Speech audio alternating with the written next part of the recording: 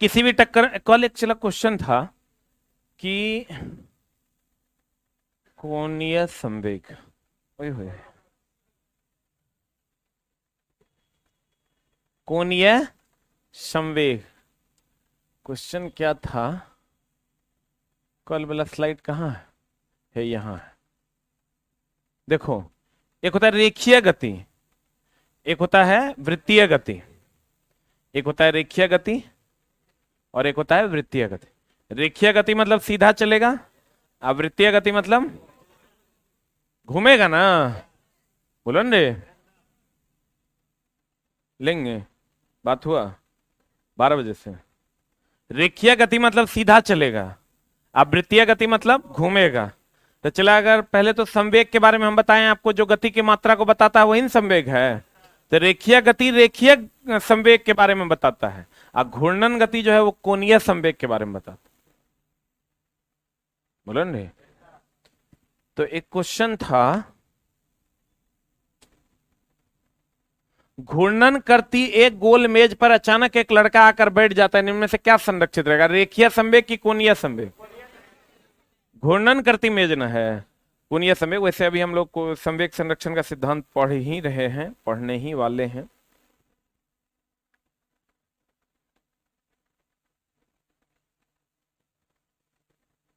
रेखीय संवेग संरक्षण का सिद्धांत, गौर फरमाइएगा। अभी तो चला रिजल्ट दिया है ग्रुप डी का फाइनल, उसमें ऐसा ने झोल कर दिया है कि सब ओबीसी एससी एसटी फंस गया। सब जितना ओबीसी और एससी एसटी है सब फंस गया। फंसा ईसन फसान की कहने सुनने वाला बात नहीं। अभी हम 5 मिनट में वीडियो बनाएंगे उस पर।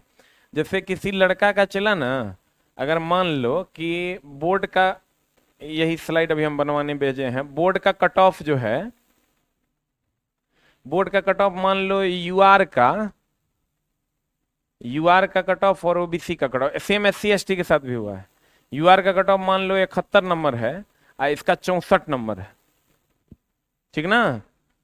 अब जिस बच्चा को पीईटी के लिए बुलाया गया है, मान लो ये अमित है, ये सुमित है, दोनों ओबीसी है, दोनों क्या है? तो फर्स्ट एग्जाम जो हुआ था उसमें दोनों क्वालिफाई किया। इसको नंबर है 71.6 और इसको नंबर है 69.7। ये दोनों ओबीसी है, तो दोनों क्वालिफाई कर गया। 71.6 है तो 64 से ज्यादा है, 69.7 है तब भी 64 से ज्यादा है, तो दोनों ने क्वालिफाई कर गया। अब लेकिन बोर्ड का कहना है कि ये ज्यादा नंबर जो लाया है ये ओबीसी में क्वालिफाई नहीं करके यूआर में क्वालिफाई किया, क्योंकि इसका कट ऑफ यूआर से ज्यादा है। तो फर्स्ट एग्जाम दोनों क्वालिफाई किया, पीईटी के लिए दोनों को बुला लिया गया दौड़ने के लिए। दौड़ने में दोनों ने को बुला लिया गया, कॉल्ड, और दोनों दोनों को कॉल कर लिया बोर्ड ने। अब दोनों पीईटी क्वालिफाई भी कर लिया, पीईटी क्वालिफाई ईवीएस है, ईवीएस है। लेकिन जब डीवी की बारी आती है तो डीवी में जो 71.6 है ये नो है, आईएएस है।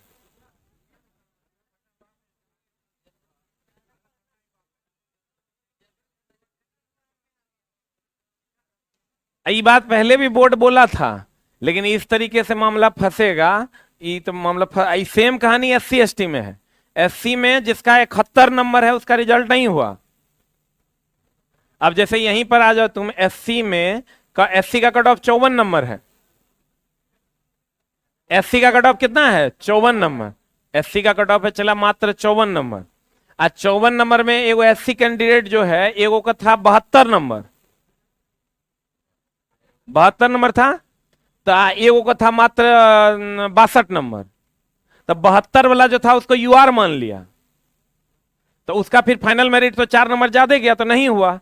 ईल जो जिसका 62-63 नंबर था, 62 था, तो वो ओबीसी से नीचे था, यूआर से भी नीचे था, इससे खाली पार था, तो अगर रिजल्ट यस है। अब ये बताओ ओबीसी या एससी एसटी को कैसे पता चलेगा कि नंबर कितना लाना है? वो कहीं ज्यादा बना दिया तो का रिजल्टे नहीं होगा। अगर कम बनाएगा तो कितना कम बनाएगा ये पता कैसे चलेगा कि बोर्ड का कट ऑफ क्या जाएगा। बार ये थोड़ा हंसी लग रहा होगा, ये तो घोर जुलुम वाला बात है, ये घोर अन्याय वाला बात। सेम बोर्ड में, सेम बोर्ड में ये तो घोर चला अन्याय है, ये नहीं होना चाहिए।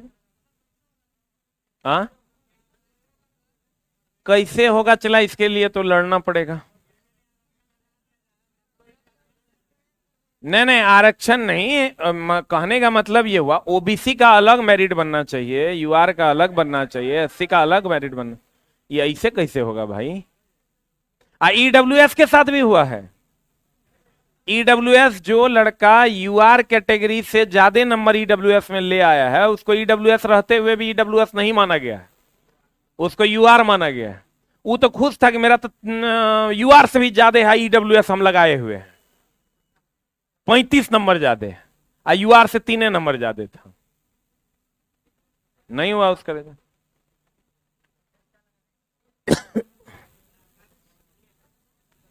अब चला इसका जो फाइनल मामला बनना है वो इस पर आवाज उठाना पड़ेगा, रिजल्ट रिवाइज्ड आएगा तभी ना होगा, न तो गड़बड़ हो जाए। रेखीय संवेग संरक्षण का सिद्धांत, ये बात बोर्ड पहले भी बोला था कि जो यूआर में क्वालिफाई करेगा उसको यूआर में ही रखेंगे, अगर वो ओबीसी भी होगा तो। मतलब एक बोर्ड का ही कहना था कि एक बार अगर आप यूआर में आ गए तो आप यूआर में रहिएगा, फिर आपको ओबीसी, फिर यहां यूआर में आ गए वहां ओबीसी में चले जाइएगा, ये नहीं मानेंगे। तो कहा लड़का से पूछ लीजिए वो कहां रहना चाहता है, नहीं तो उसको कैसे पता चलेगा। ये तो यही बात हो गया चला, जो ज्यादा नंबर बना के आएगा उसका रिजल्ट नहीं होगा।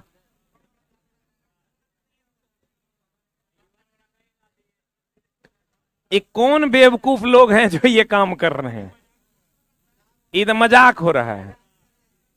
अब चला इस पर अभी वीडियो बनाएंगे हम तुरंत, ये जो गलत है वो गलत है। इसमें हम चला यूआर में आते हैं, हम लोग ब्राह्मण समाज से हैं तो हम यूआर में हैं, लेकिन तो चला, लेकिन जो गलत है वो तो महा गलत है। ये तो चला जो गलत है वो चाहे कोई रहे। अभी हमको एक दो लड़का आके कहता है सर हम लोग के लिए बहुत बढ़िया हुआ, हम बोले देखो चोट्टा चोर चौहाड़ को, ये तो चला गलत है। हम टीचर हैं, हमको तो सबके लिए आवाज उठाना पड़ेगा, और जो गलत है वो गलत है, चाहे जिसको किसी को बुरा लगे किसी को अच्छा लगे, I don't care about that. जो गलत है वो गलत है, एकदम इतना अन्याय, गलत थोड़े है ये तो अन्याय है। या तो पहले कह दीजिए कि कोई रिजर्वेशन नहीं रहेगा, इसे लोग एग्जाम देगा, कम से कम ये तो पता रहेगा कि बहुत पढ़ना है। ये तो कह रहे हैं आपकी ज्यादा पढ़िएगा तो नहीं देंगे नौकरी, उतने पढ़िए जितना आपको पढ़ना है।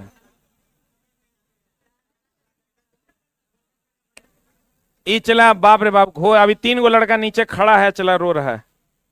संवेग संरक्षण एकदम तुरंत हम इस पर वीडियो बनाएंगे, कुछ हम सुनने के लिए तैयार नहीं है। अब चला पता है तुमको, लड़का लोग जो आता है ऐसा ऐसा जातिवाद से हमको सख्त एलर्जी है। एगो आता है कहता है सर मेरा नाम अमित कुमार झा है सर प्रणाम, हम बुझ गए कि कहने वाला है, ठीक ना। तो कहता है सर हम भी आप ही कास्ट हैं, बोले तुरंत बाहर निकलो नहीं तो 100 जूता मारेंगे, एक को जूता नीचे नहीं गिरे। ये जूता खाने वाला बात नहीं है।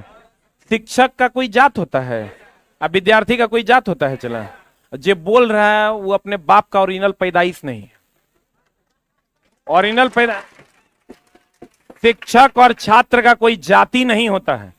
मेरे यहां हम चला किसी से नहीं पूछते हैं कि तुम्हारा कास्ट क्या है, अरे पूछ रहा है अगर कोई ऐसा कर रहा है तो ये वो बाप तो कर एकदम नहीं होगा, कम से कम 3 से 4 को बाप होगा। ये कितना गलत बात है। आप मेरे पास तो ये बात लेके कोई आना मत, चला अगर मेरे पैर में जूता रहेगा तो खोल के 10 जूता वहीं मारेंगे। ये चला देखो कास्टिज में तो हम नहीं लिए, पूर्वज से आया है, लेकिन हम उसको लेकर आगे बढ़ेंगे, ये हमारा स्नेह हमारा रख दिए हैं। मेरा हम चला इस सब मामले में बहुत अलग विचार रखते हैं अपना। मेरा मानना है कि जिसको रिजर्वेशन की जरूरत है उसको रिजर्वेशन मिलना चाहिए। हम उसमें से वो मानने वाले लोग हैं, क्योंकि चला रिजर्वेशन की जरूरत जिनको है उनको आप रिजर्वेशन नहीं दीजिएगा तो कभी भी भारत को आप विकसित देश नहीं बना सकते, हमेशा हम लोग विकासशील ही रह जाएंगे। इसलिए सबको एक धारा में लाइए और तब जाके, वो अलग बात है कि अगर ओबीसी में ही कोई बहुत आगे निकल गया है तो उसको आप रिजर्वेशन नहीं दीजिए, लेकिन अगर वो पीछे है तो उसको आप रिजर्वेशन दीजिए। एससी एसटी में ही अगर मान लो चिराग पासवान बहुत आगे निकल गया तो उसका रिजर्वेशन खत्म कीजिए। बाकी लोग जो पिछड़े हुए हैं उसको आप उसका रिजर्वेशन काट के आप इसको दे दीजिए, लेकिन वहां पे भी गड़बड़ी है। तब किसी के खानदान में चला अगर कोई एसटी है ये को डॉक्टर बन गया तो अगर पूरा खानदाने डॉक्टर है, ये तो गलत बात ना है। बाप अगर डॉक्टर बन गया तो उसके बेटे को उसका रिजर्वेशन का लाभ नहीं मिलना चाहिए, तो तब होगा, लेकिन रिजर्वेशन होना चाहिए 100%। ये बात को कितना लोग सपोर्ट करता है, एक बार हाथ खड़ा करो। सब सपोर्ट करता है, आज सब इसमें चला, ओबीसी होगा, जनरल होगा, एससी एसटी सब। संवेग संरक्षण का सिद्धांत ये चला न्यूटन का तृतीय नियम से भी संबंधित है, अद्वितीय नियम से भी। न्यूटन का कौन नियम चला? Action equal and opposite reaction सुने हैं ना? ये कहता है चला कि अगर दो वस्तु आपस में टकराएगा, आपस में बात ना करें, अगर दो वस्तु आपस में टकराएगा, बोलन रे, तो टक्कर से पहले का संवेग टक्कर के बाद का संवेग बराबर होता है। संरक्षित रहना मतलब बराबर रहना मतलब नहीं बदलना, बोलन रे। टक्कर से पहले का संवेग टक्कर के बाद के संवेग के बराबर हो। अब इसका एग्जाम्पल अगर हम देते हैं चला, जैसे बंदूक से गोली निकलती है,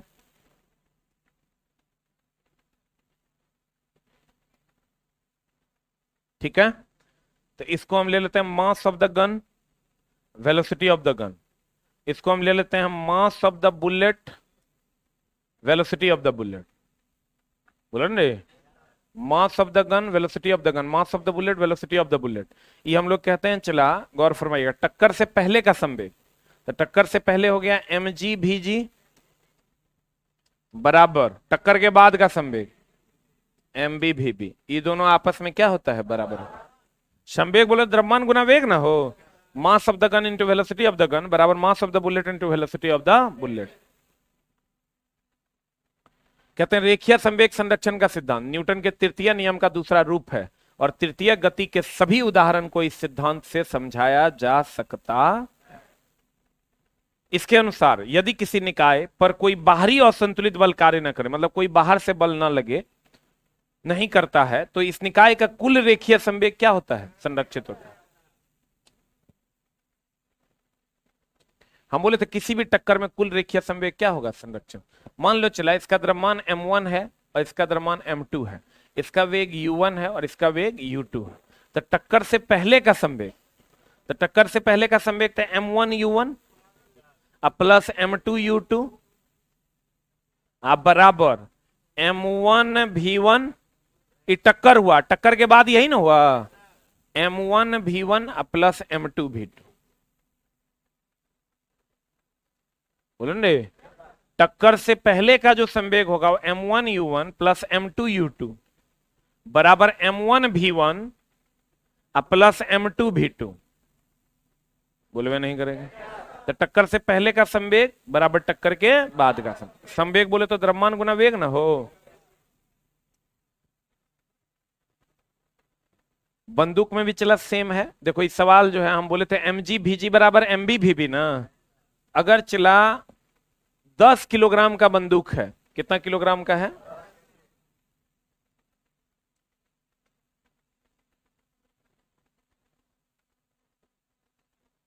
तो मास ऑफ द गन कितना दिया है?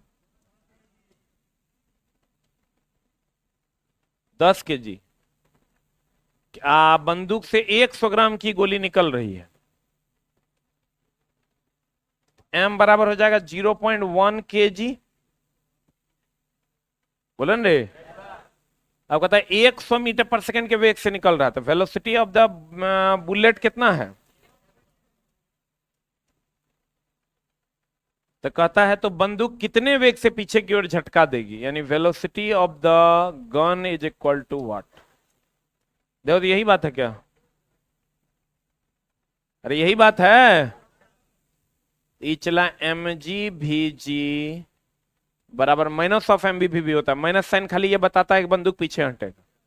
बोलन रे, minus of M B V B, M G V जी मास हमको निकालना क्या है, भी जी। भी जी बराबर minus of M B V B आप बट्टे एम जी। अब सबका वैल्यू रख देंगे, निकल जाएगा आंसर। बोलो, सबका वैल्यू दिया हुआ है ना। एम जी दिया हुआ है 10, एम बी दिया हुआ है 0.1, अभी भी दिया हुआ है कितना 100। सबका वैल्यू यहां ले जाके रख दीजिए, इसका वैल्यू निकल जाएगा। बोलन रे, एक सवाल लिखना।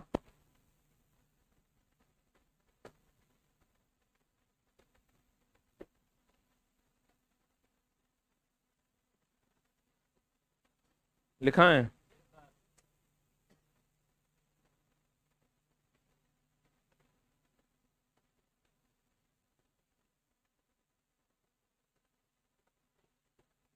लिखा है?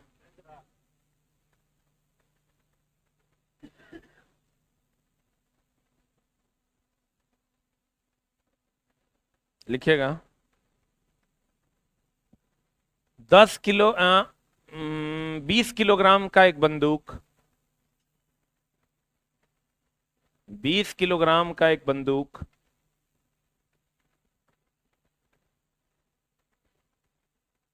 से 200 ग्राम की गोली, से 200 ग्राम की गोली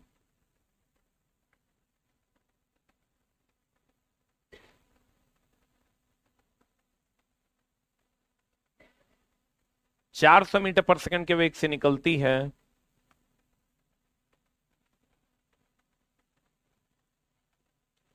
400 मीटर पर सेकंड के वेग से निकलती है।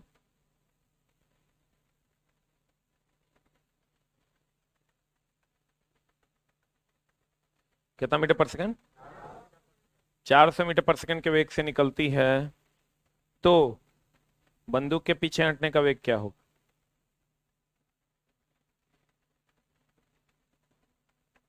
बंदूक के पीछे हटने का वेग क्या होगा?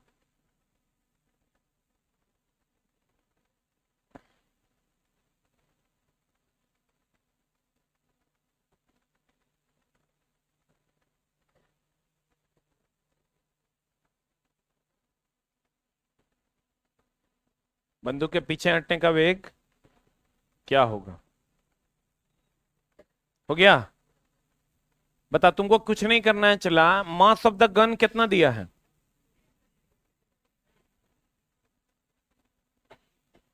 मास ऑफ द गन कितना है? 20 kg। अब वेलोसिटी ऑफ द गन निकालना है। अब मास ऑफ द बुलेट कितना है? चला, 0.200 ग्राम है क्या? Velocity of the bullet 400 metre per second. तो फॉर्मूला लगा देना है, एम जी भी जी बराबर minus of M B V B. यहां से हम निकालेंगे भी जी, भी जी बराबर हो जाएगा minus of M B V B बट्टा एम जी। यहां से लगा दीजिए। एम बी का मान कितना है? 0.2 इंटू 0.2 इंटू कितना हो जाएगा? भी कितना है रे? 400। आप बट्टा एम जी कितना है? 20। अब इसको सॉल्व कीजिए, कितना आता है?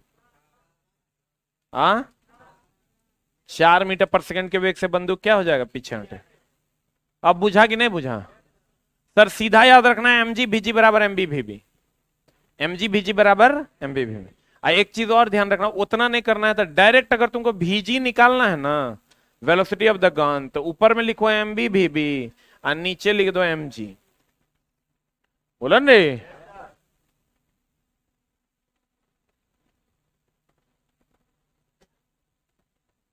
Any doubt? हाँ, -4 में 4 मीटर पर सेकंड से वो पीछे हटेगा। माइनस साइन खाली ये बता रहा है कि वो पीछे हटेगा। ठीक है?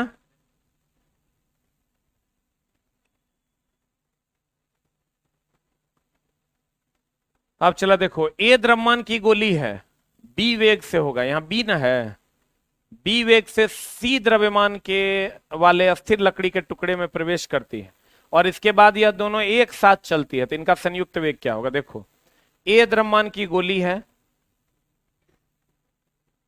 यानी चला इसका द्रव्यमान कितना है? ए।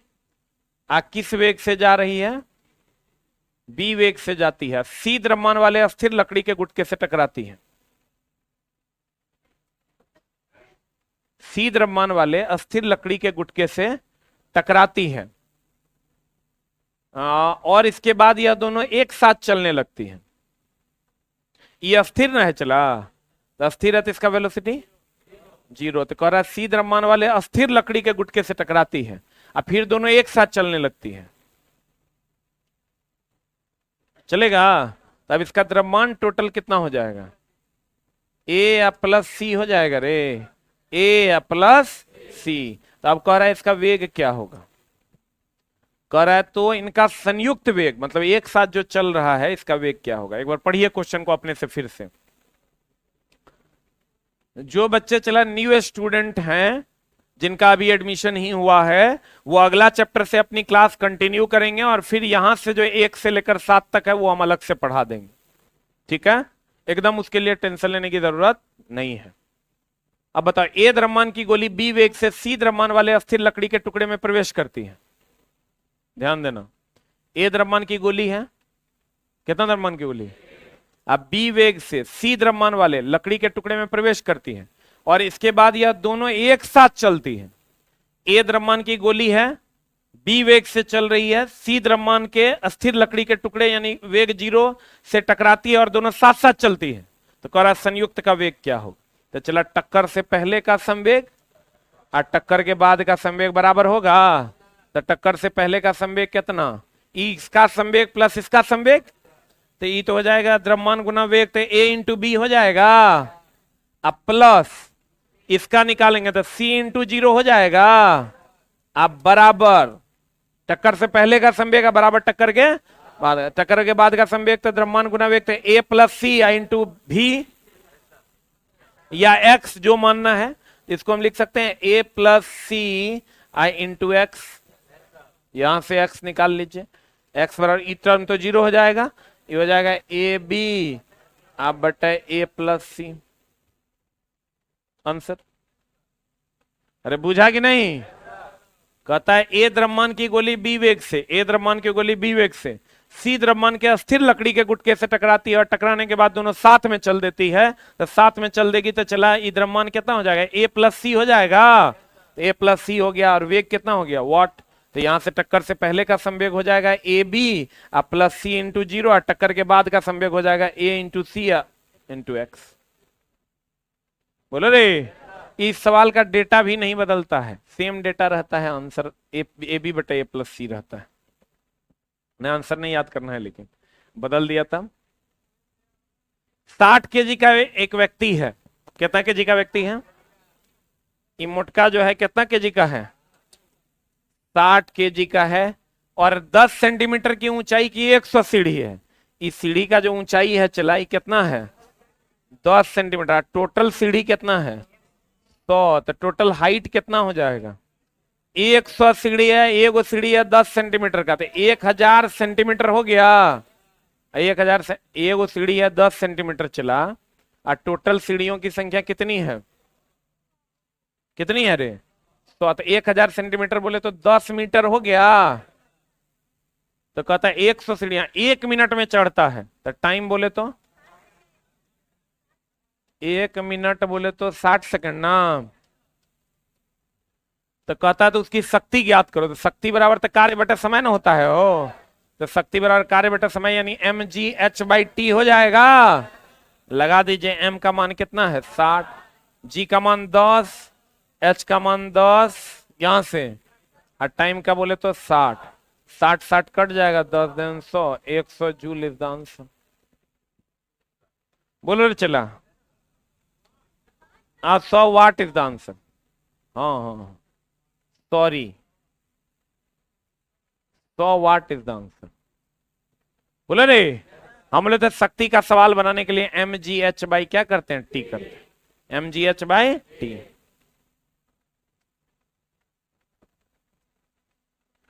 तीन 373 मीटर गहरा तालाब है, यानी हाइट का मान कितना है, 360 केजी, यानी m का मान कितना है, पानी 30 मिनट में टाइम का मान कितना है, 30 मिनट में ले जाता। 30 मिनट बोले तो 1800 सेकंड ना हो, टाइम हो गया 1800 सेकंड। तो उस पंप की शक्ति power is equal to watt. Power का फॉर्मूला आप जानते हैं, mgh by T half mv square by T F S cos theta by T, बोले रे आएगो तो w बाई टी, यानी कार्य बटा समय। कौन फॉर्मूला लगाओगे, ये चला m दिया हुआ है, h दिया हुआ है, तो t दिया हुआ है, तो mgh बाई टी n लगाएंगे, mgh बटा टी। m का मान कितना है, गुना 10 गुना 373 बटा 18। ई लेके गुना भाग करो, 746 वाट आ जाएगा। आ रहा है हो, इसको 746 वाट को 1 एचपी कह देंगे। यानी अगर आप 1 एचपी का मोटर लेते हैं, हाँ वहां बैठो हुलुक बुलुक करो, आगे में नहीं बैठो, मारे कपाड़ फोड़ दे। काहे बैठता है वहां जब आगे में जगह है तो, चुट्टा चुरबा, पीछे में जब आगे जगह है तो क्या करता है, चौड़बा। अरे तुम आगे आगे बैठो जल्दी, तुरे देख रहे हैं हम, तुरा तुरा कह रहे हैं, 1 2 3 गिनेंगे तुरंत आ जाना। 1 तुरे कह रहे हैं, जे हुलक रहा था ओकरे कह रहे हैं, तो इमत समझना तो हम नहीं देखे हैं। 2 जल्दी चल, 2.5 ये जना चोरी किया है रे, जो वहां जाके बैठता है। पीछे से सब खाली करो, 10 को बच्चा पीछे से उठो तुरंत। हम सबको देख रहे हैं, केकरा केकरा उठना है, जो हम कह रहे हैं वो बुझिए रहा होगा। आगे आगे बैठो, बंदर है तुम रे। इधर किसको, नहीं नहीं जगह नहीं है तो चक्कू मार देंगे। आओ एनो एनो, जगह है, मरद है कि हिजड़ा है, चौड़वा कहेंगा। आगे आओ, चलो किसको तुम लोग सब जल्दी, किसको 8 को बैठता है, चलो चुट्टा चौड़वा सब कहेंगे। mgh बाई क्या चला, टी, तो लगा देंगे तो आंसर आ जाएगा। इसका मतलब यह हुआ कि 1 एचपी का अगर आप मोटर लेते हैं तो 373 मीटर गहरा अगर तालाब रहेगा तो 360 केजी पानी आधा घंटा में निकाल देगा। कितना पानी निकाल देगा, 360 केजी पानी आधा घंटा में निकाल देगा। अब देखो चला, किलो वाट आवर, नाम तो सुना ही होगा, किलो वाट आवर सुना है नाम। किलो बोले तो 1000, किलो बोले तो, वाट बोले तो जूल बटे सेकेंड को वाट कहते हैं, और 1 आवर बोले तो 3600 सेकेंड। इसमें किसी को दर्द है, एनीबडी इज हैविंग दर्द। किलो बोले तो 1000, और वाट बोले तो, आवर बोले तो, ठीक है। अगर हमको कह देता है 1 किलो वाट आवर, तो 1 को 1 छोड़ दो, किलो के बदले 1000, वाट के बदले जूल बटा सेकेंड, किलो के बदले 1000, वाट के बदले जूल बटा, आवर के बदले 3600 सेकेंड। सेकेंड सेकेंड कटेगा, ये बताओ कितना हो जाएगा, 36 गुना 1 2 3 4 5, तो 10 के पावर 5 हो जाएगा। बोलो, इसको हम ऐसे लिख सकते हैं, चला 3.6 गुना 10 to the power 6 joule. Point यहां दे देंगे तो एगो जीरो यहां बढ़ जाएगा। इसको ऐसे लिख सकते हैं, 36 तो ऐसे ही छोड़ देंगे, इसको किलो लिख दें, बोलो रे 3600 किलो जूल लिख देंगे तो क्या उखड़ जाएगा मेरा। अरे बुझा रहा है, 1 किलोवाट आवर जो है इसका मेनली वैल्यू ही तुमको पूछता है, लेकिन अब उल्टा पुल्टा कर देता है, पॉइंट को इधर उधर भगा देता है। तो तुमको ये सब आना चाहिए, नहीं आएगा तो मामला गड़बड़ा जाएगा। कहते हैं चला आवर बोले तो 3600 सेकंड, 1 किलो, किलो बोले तो 1000, वाट बोले तो जूल बटा सेकंड, आवर बोले तो 3600 सेकंड। ये 36 अगर हम ले लेते हैं तो 1 2 3 4 5 10⁵ जूल। एक पॉइंट यहां दे देंगे अगर, तो हम 36 3.6 इंटू 10⁵ को 6 करना होगा। यहां से चला जूल हो गया, इसको हम 3600, यहां से 3600, इसको हम किलो लिख सकते हैं, किलो जूल लिख देंगे, 3600 किलो जूल नहीं हो जाएगा। तो चला एक वैल्यू होता है 1 किलोवाट आवर को ही हम 1 यूनिट कहते हैं। अब 1 किलोवाट आवर बराबर बताओ, तो किलो के बदले खाली हम लिख देंगे 1000, तो 1000 वाट आवर नहीं हो जाएगा।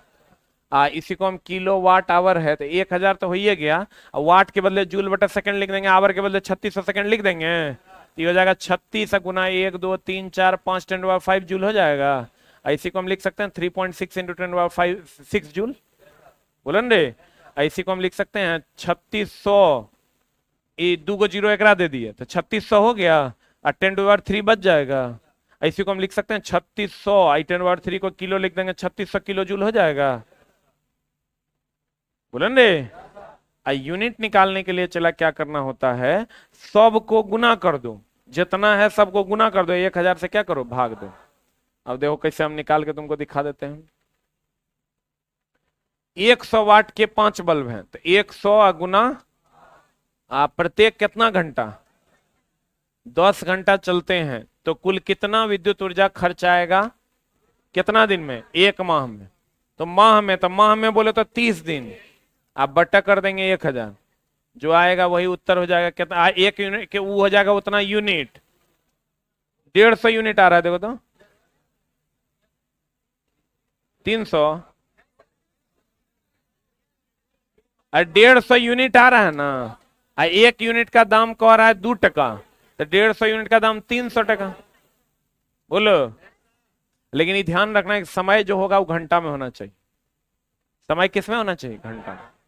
सबको गुना कर दो, 1000 से भाग दे दो, उतना यूनिट हो जाएगा।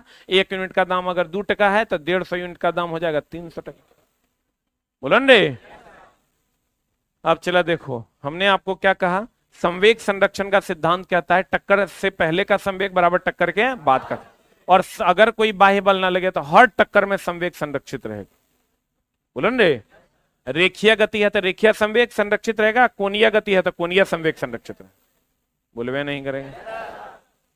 अब चला बंदूक में भी वही है, टक्कर से पहले का संवेग बराबर टक्कर के बाद का, एमबी वीबी बराबर एमजी भीजी, बोलन रे। बताओ W बराबर हमने पढ़ा है FS cos थीटा, F का मान अगर 0 हो जाएगा W 0, S 0 तो W 0, और थीटा का मान 90 डिग्री हो जाएगा तो W का मान 0 हो जाएगा, बोलो हाँ या ना, सही है। एक कुली हाथ में बोझा लेकर खड़ा है, किया गया कार्य, एक कुली बोझा लेकर चल रहा है, 0 ना, दीवार पर धक्का लगाएंगे कार्य क्या होगा, 0 ना। आज बताओ एरोप्लेन उड़ रहा है, गतिज ऊर्जा की स्थितिज ऊर्जा की, दोनों, क्योंकि हाइट भी है और गति भी है। गतिज ऊर्जा हाफ mv², स्थितिज ऊर्जा mgh, आप स्प्रिंग की स्थितिज ऊर्जा हाफ kx²। स्प्रिंग को दबाएंगे या फैलाएंगे, स्थितिज ऊर्जा बढ़ेगा कि घटेगा, बढ़ेगा ना। क्लास एब्सेंट है तुम्हारा, क्लास एब्सेंट है, तुरे कौन है, आज हम खून पीने के विचार में हैं, क्लास छोड़ा है ना, तो और पीछे रहे। हाँ बताओ, मनुष्य के शरीर में कौन सी ऊर्जा होती है, कौन ऊर्जा, प्रत्यास्थ स्थितिज ऊर्जा, बताए हैं। स्टैंड अप मैन, बैग पहले टांग ले है, स्टैंड अप। स्प्रिंग को दबाएंगे या फैलाएंगे, स्थितिज ऊर्जा दबाने पर क्या होगा, अब फैलाने पर घटेगा।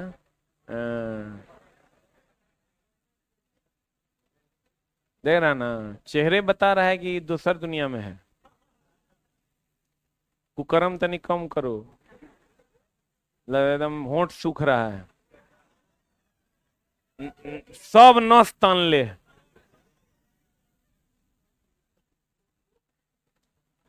की विचार है? थोड़ा कंट्रोल रखो, बैठो। कहते हैं, चला गौर फरमाइएगा, अगर गति होगा तो गतिज ऊर्जा, स्थिति होगा तो स्थितिज ऊर्जा। अच्छा, जमीन पर रखे बॉल में कौन सी ऊर्जा? जमीन पर रखे बॉल में कोई ऊर्जा नहीं। बोलन रे। संवेग गति की मात्रा को बताता है।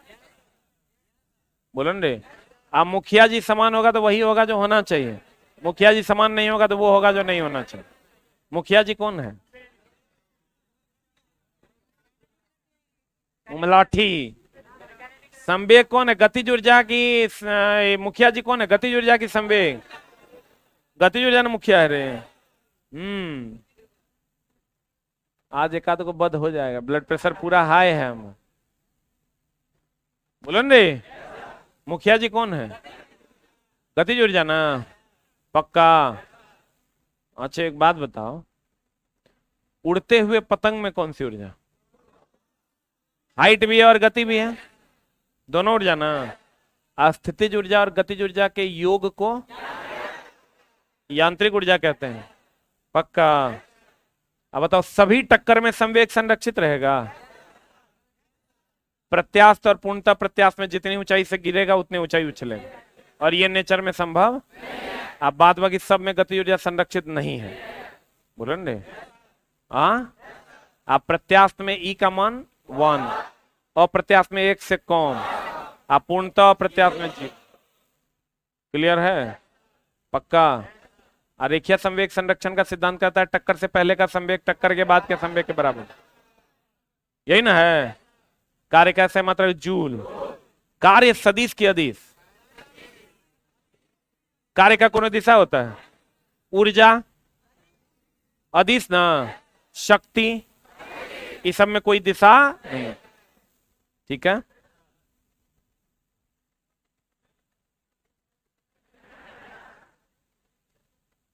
Hold on. इचला जिनका पहला क्लास है या इस चैप्टर के बीच में आए हैं, वो अगला जो हम क्लास लेंगे वहां से अपनी क्लास को कंटिन्यू करेंगे। ठीक है? कोई हिलेगा नहीं, अपने जगह बैठ जाओ। अभी बच्चा लोग का क्वेश्चन है, बताएंगे तब बैच खत्म। 1 मिनट बोलो, पहले तुम ही बोल लो।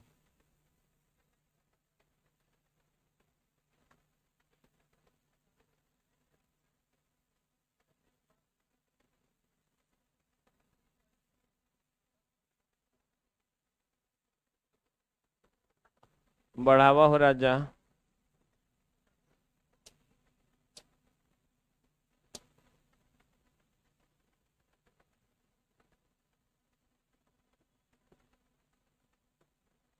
ऊपर वाला कि नीचे वाला? 2 केजी द्रव्यमान वाली एक वस्तु है, m का मान है 2 किलो, ऊपर की ओर 20 मीटर पर सेकंड के वेग से फेंका जाता है। तो ये तो चला प्रारंभिक वेग हो गया। बहुत बढ़िया। तो 2 सेकंड बाद उसकी गतिज ऊर्जा कितनी होगी? पकड़ो, 2 सेकंड बाद, टाइम का मान जब 2 सेकंड है तब उसका वेग निकालना होगा। अब वेग अगर निकाल लेंगे तो काइनेटिक एनर्जी बराबर ½ mv²। तो ½ इंटू एम, एम का मान 2 है, अभी निकालना होगा 2 सेकंड बाद। बोलो रे। अभी निकालने के लिए हम लोग जानते हैं, जब ऊपर की तरफ जाएगा तो v बराबर u माइनस GT फॉर्मूला होता है। ये आप पढ़ी, जो नहीं पढ़े हैं उनको पढ़ाएंगे। v बराबर निकालना है, u का मान है 20 माइनस g का मान 10 और t का मान है कितना? 2। ये हो गया 0, ये 0 हो गया। चला था, ये 0 का होल स्क्वायर हो जाएगा तो ये टोटल 0 जूल हो जाएगा। इसका मतलब 2 सेकंड के बाद ये महत्तम बिंदु तक पहुंच गया है। इसलिए जब गतीय 0 है तो गतिज ऊर्जा 0 है। जब वैल्यू 9.8 टाइप कुछ दिखेगा, फ्रैक्शन में अगर गिवन दैट रहेगा ना, तब जी का मान 9.8 लेंगे। इस टाइप का अगर 20 रहे, 2 रहे, तब 10 लेंगे, ताकि कट जाए। ठीक है?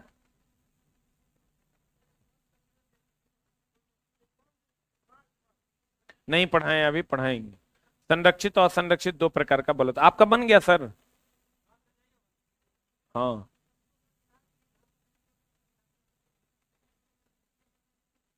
लाओ इधर बढ़ाओ ना। तुझे ना देखूं तो चैन, कितना नंबर? 55। जब दो लोचदार पिंड मतलब स्पंजी, जैसे स्पंज का बॉल होता है ना, पिंड आपस में जोर से टकराते हैं तो अरे स्पंज देखा है, स्पंज वाला बॉल पूछ पूछ जो करता है, तो वो जब आपस में टकराएगा तो पुनः अपनी आकृति को ग्रहण कर लेगा। यही आंसर है। नहीं करेगा। लोचदार का मतलब स्पंज लिख लो ना, तब बन जाएगा। बाबा रे बाबा, इस बैच का फीस बढ़ाना पड़ेगा।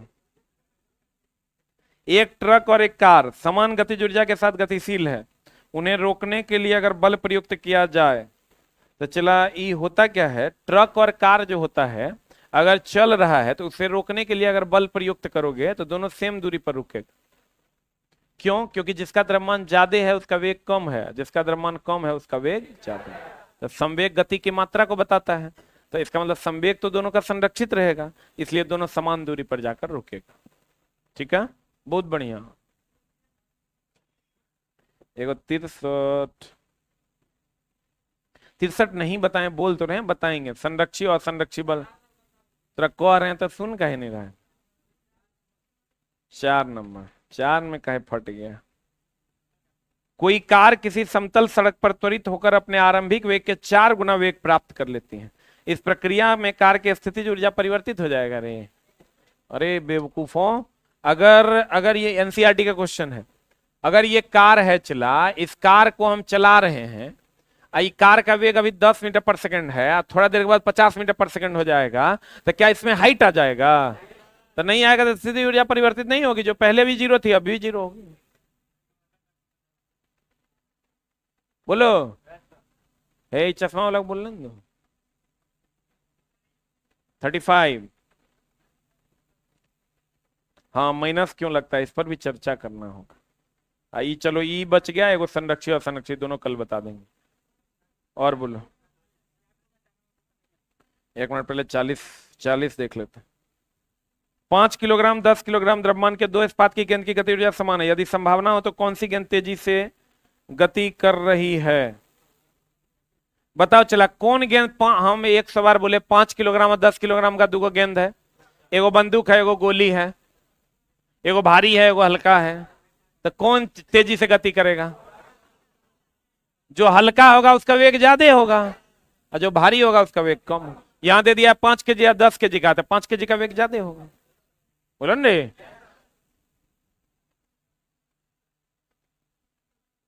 बोलो। तो गति ऊर्जा समान है चला, लेकिन द्रव्यमान अलग अलग ना है, द्रव्यमान अलग अलग है। संवेग संरक्षण के सिद्धांतानुसार जिसका द्रव्यमान ज्यादा उसका वेग कम, जिसका द्रव्यमान कम उसका वेग ज्यादा। जी जनाब, उत्तर प्रदेश।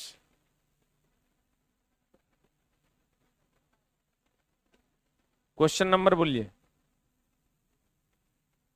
अरे नंबर बोल भाई। ये है रिसर्चर, एकरा में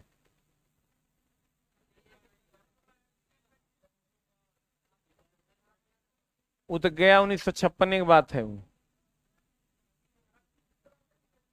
हाँ लिखे थे बोलो। हाँ बोलो, समस्या बोलो।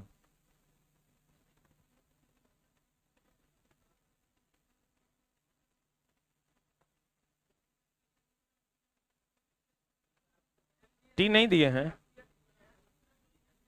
किताब में।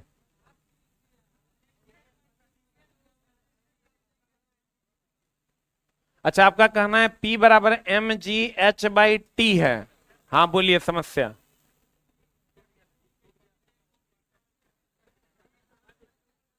mgh/t होगा। हो गया अभी, अब आज के लिए इतना ही, अब कल पूछना। कल सब लोग बना के आओ, कल क्वेश्चन बता देंगे।